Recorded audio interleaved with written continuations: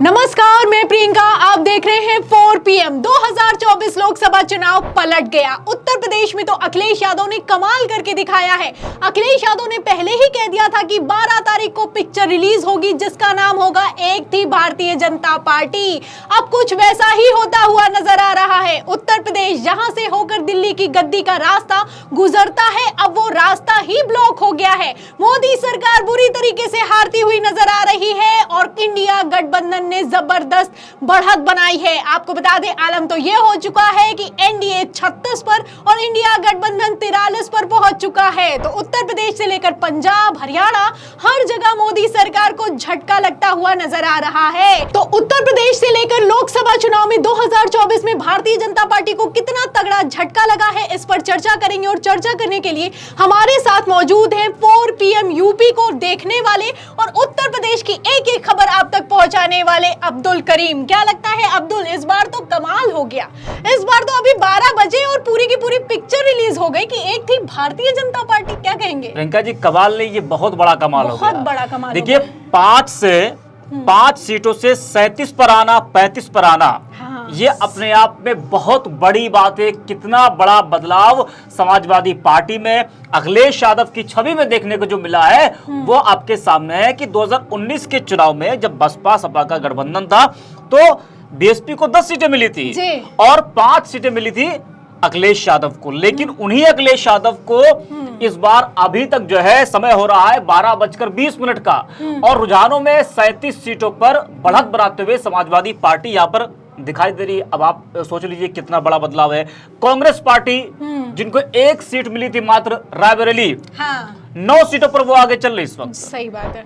आप सोचिए कितना बड़ा बदलाव है। अमेठी की बात की जाए तो 50,000 सीट वोटों से स्मृति ईरानी पीछे चल रही है। केएल शर्मा से अभी का आंकड़ा मैं आपको बता दूं, 50,000 वोटों से पीछे चल रही हैं। अब आप देख लीजिए, तो आप देख सकते हैं कि किस तरीके से उत्तर प्रदेश का चुनाव पूरी तरीके से पलटता हुआ नजर आ रहा है। अब्दुल, अगर देखा जाए तो सीएम योगी आदित्यनाथ को जिस तरीके से साइडलाइन किया गया उसका सेटबैक भी नजर आ रहा है। सीएम केजरीवाल ने बाहर आते ही मास्टर स्ट्रोक चला कि जैसे ही प्रधानमंत्री नरेंद्र मोदी रिपीट करेंगे सीएम योगी आदित्यनाथ की कुर्सी जाने वाली है।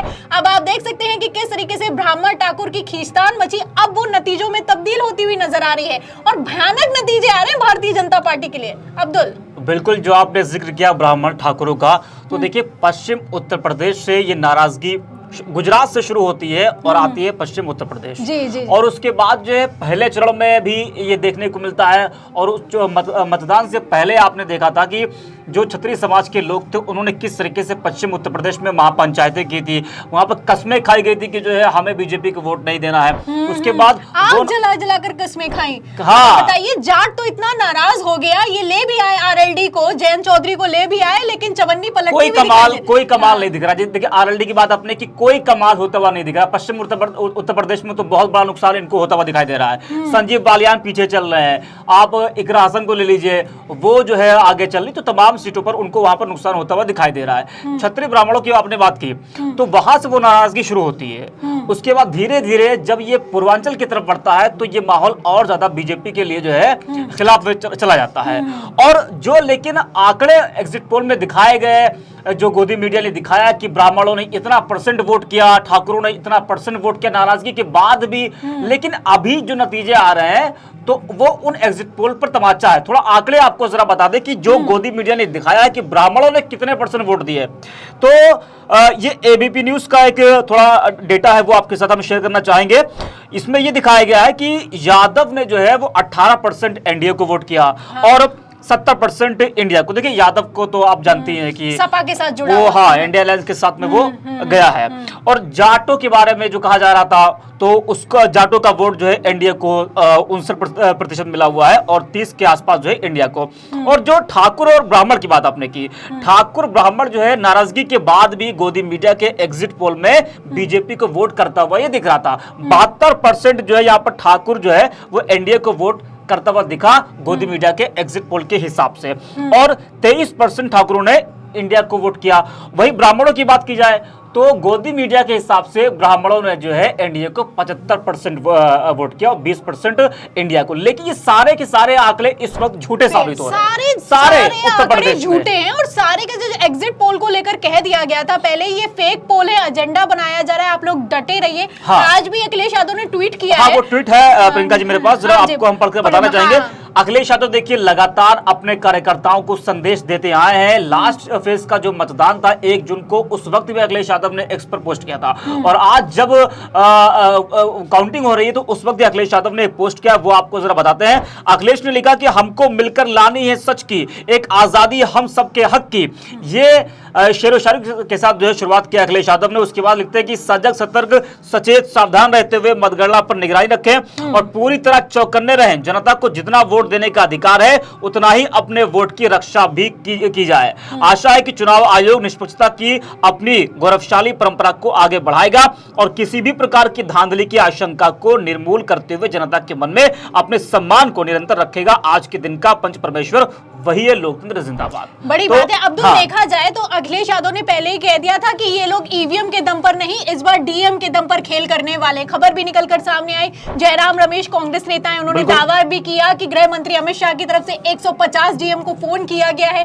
अब ये देखिए आप 400 पार का दावा कर दिया गया। एग्जिट पोल में लोग 400 पार करते हुए भी दिखाई दिए, लेकिन भारतीय जनता पार्टी टेंशन में दिखाई दे रही है और भारी टेंशन में दिखाई दे रही है। और क्यों दिखाई दे रही है, अब ये अपने आप में रुझान साफ करते हुए नजर आ रहे हैं। आपको बता दूं अखिलेश यादव ने जहां एक तरफ ट्वीट किया है, वहीं दूसरी तरफ समाजवादी पार्टी की तरफ से भी ट्वीट किया गया है और इसमें साफ साफ लिखा हुआ है कि सभी नेताओं एवं कार्यकर्ताओं से अपील है कि मतगणना केंद्रों पर डटे रहें और जीत का प्रमाण पत्र लेकर ही निकले। समाजवादी पार्टी और इंडिया गठबंधन भारी मतों से आगे है, हमारे सभी प्रत्याशी चुनाव जीत रहे हैं। तो सारे के सारे प्रत्याशी जीत रहे हैं और कुछ सीटें भी हैं, जरा उनके नाम हम बता दें कि कहां से जो है बीजेपी को जिन सीटों पर भरोसा था वहां से वो जो है पीछे चल रही है।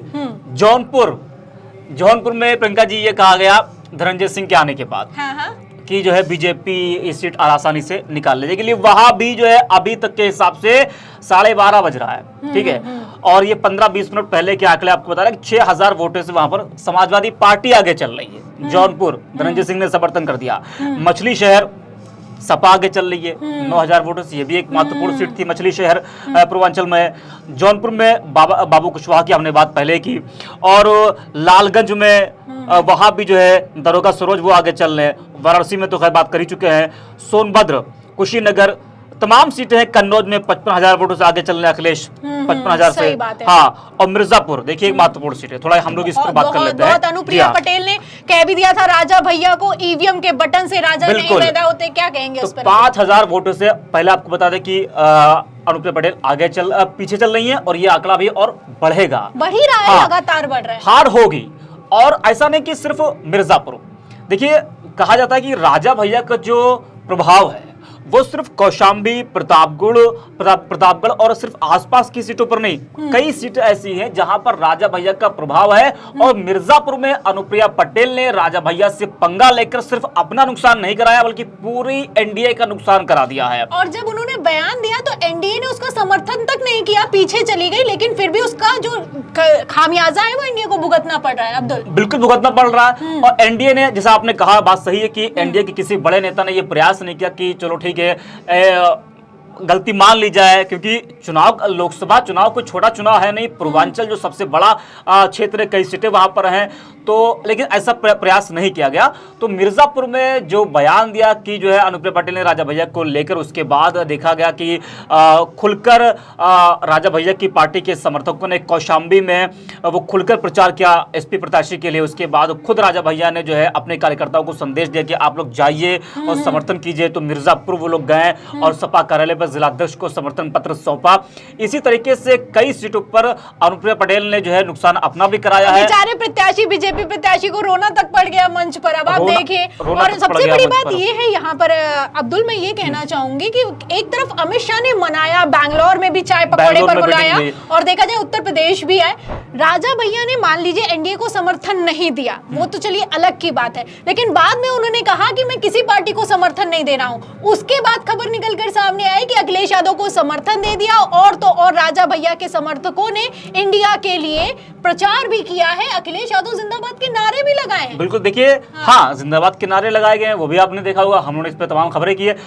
देखिए, राजा भैया और अखिलेश के संबंध, भले ही मुलायम से जो संबंध थे राजा भैया के वो जग जाहिर थे, और जो मायावती की सरकार आपको याद होगी कि राजा भैया उस वक्त जेल गए थे तो मुलायम सिंह यादव ने उनको बचाया था, तो ये एहसान शायद वो कभी ना भूले। हाँ, तो समाजवादी पार्टी जरूर उनके दिल में अभी भी है, जगह है, भले ही अखिलेश से संबंध इतने अच्छे हो, लेकिन इस चुनाव में ये देखा गया कि अखिलेश यादव के भले खुलकर वो ना बोले हों, लेकिन अंदर खाने जो वो चाहते थे कि जो है समर्थन वो दे, और दिया भी। भले ही राज्यसभा के चुनाव में आपने देखा था कि किस तरीके से उन्होंने बीजेपी को वोट किया था, उसके बाद लग रहा था कि लोकसभा के इलेक्शन में भी वो बीजेपी का समर्थन करेंगे, लेकिन ऐसा होता हुआ दिखाई नहीं दिया। तो इससे ये लग रहा है कि जिस तरीके से जो बयान दिया था उससे मिर्जापुर और भी तमाम सीटें वहां पर नुकसान एनडीए को होता हुआ दिखाई दे रहा अभी तक के हिसाब से। एनडीए को नुकसान हो रहा है और भारी नुकसान हो रहा है। उत्तर प्रदेश की अगर बात की जाए तो जितने भी रुझान है उसमें इंडिया गठबंधन ने सिर्फ बढ़त नहीं बनाई है, जबरदस्त बढ़त बनाई है। आपको बता दें, आलम तो ये हो चुका है कि जिस तरीके से एनडीए रुझानों में पीछे होता जा रहा है, चुनाव आयोग ने खेल भी कर दिया है। आरोप लगा रही है समाजवादी पार्टी की जानबूझकर जो मतदान की गिनती है, वोटिंग की गिनती है, उसको धीमा करा गया है। देखिए, लिखा भी है कि सूचना है कि निम्नलिखित सीटों पर भाजपा कार्यालय के निर्देशों के अनुसार वोटों की गिनती धीमे कराई जा रही है और आंकड़े चुनाव आयोग की वेबसाइट पर देर से अपडेट किए जा रहे हैं। तो आप समझ लीजिए, जब नतीजे आ रहे हैं, इंडिया गठबंधन बढ़त बना रहा है, तब भी आरोप लगा रही है समाजवादी पार्टी। आप देख सकते हैं तमाम सीटों के इसमें नाम भी लिखे हुए हैं: बहराइच, बदायूं, अलीगढ़, बांदा, बरेली, चंदौली, देवरिया, डुमरियागंज, एटा, अयोध्या, फर्रुखाबाद, फतेहपुर, घोसी, गाजीपुर, गोरखपुर, जौनपुर और कैराना। ये सारी की सारी सीटें जिसको लेकर मोदी सरकार बिल्कुल कॉन्फिडेंट मोड में थी। अब्दुल, आप देख सकते हैं कि अब वहां पर आरोप लगाया जा रहा है कि जो गिनती है वो धीमी करवाई जा रही है। अब आप समझिए कि किस तरीके से खेल पलटता हुआ नजर आ रहा है। और सबसे बड़ी बात मैं आपको यहां पर यह बता दूं कि कांग्रेस मुख्यालय पर जश्न का माहौल है।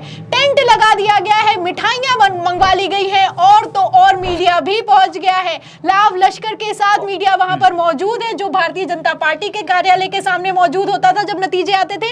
लेकिन अब सारे के सारे समीकरण पलटते हुए नजर आ रहे हैं। उत्तर प्रदेश की पूरी जानकारी आपको अब्दुल ने दी है। मैं आपको बता दूं, पंजाब में भी एनडीए का सुपड़ा साफ होता हुआ नजर आ रहा है। और हरियाणा की अगर बात की जाए, जहां पर 10 में से 10 सीटें 2019 लोकसभा चुनाव में भारतीय जनता पार्टी ने जीत ली थी, यहां पर कांग्रेस आगे चल रही है, वो भी 8 सीटों से आगे चल रही है। आप जानते हैं कि किस तरीके से चुनावों के बीच भगदड़ मच गई, निर्दलीय प्रत्याशियों ने साथ छोड़ दिया एनडीए का, और अब वही झटका लगता हुआ नतीजों में भी नजर आ रहा है। जी, देखिए, एक बात मैं कहना चाहूंगा कि अभी तक जो रुझान सामने आ रहा है उसमें 239 बीजेपी को, देखिए अकेली बीजेपी को 239 मिल रहा है। हाँ। बहुमत से भी बहुत दूर है अभी ये। हाँ, मैं अकेली बीजेपी की बात कर रहा हूँ, बहुमत से भी बहुत दूर है। हाँ। तो अब आप सोचे कि जो मोदी और योगी के बारे में कहा जा रहा था कि मोदी योगी का चेहरे पर लोग वोट करेंगे, ऐसा होता हुआ बिल्कुल भी तो दिखाई नहीं दिया। 239 बहुमत से काफी दूर है बीजेपी। और कोई अपने, अगर सरकार बनाती भी है तो कोई अपने दम पर सरकार नहीं बनाएगी बीजेपी।